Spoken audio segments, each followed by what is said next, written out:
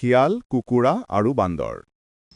এটা শিয়াল আৰু তাৰ ঘৈণীয়েকে এদিন কুকুৰাৰ মাংস খাবলৈ বিচাৰিছিল। সেয়েহে শিয়ালটোৱে এজন খেতিয়কৰ পথাৰলৈ গৈছিল। সি পকলে চলি ফুৰি থকা কুকুৰা এটা ধৰিছিল আৰু মনে মনে তাৰ মোনাত ভৰাই থৈছিল। এজোপা গছৰ ওপৰৰ পৰা এটা ভাল বান্দৰে এই ঘটনাটো চাই আছিল। বান্দৰটোৱে শিয়ালটোক অনুকৰণ কৰিছিল। ঘৰলৈ গৈ থকা অৱস্থাত শিয়ালটোৱে তাৰ মোনাখন আঁতৰত ৰাখি এটা হ্ৰদৰ পৰা পানী খাবলৈ গ'ল। বান্দৰটোৱে মনে মনে কুকুৰাটোক মোনাখনৰ পৰা এৰি দিলে আৰু তাৰ ঠাইত এটা ৰঙালাও ৰাখিলে। শিয়ালটো গৈ ঘৰ পালে। তাৰ ঘৈণীয়েকে কুকুৰাটোক সিজোৱাৰ বাবে মাটিৰ পাত্ৰ এটাত পানী উতলাই আছিল।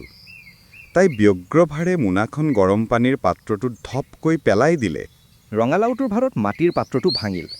উতলা পানী সিহঁতৰ শৰীৰত ছিটিকি পৰিল আৰু সিহঁতক পুৰিলে।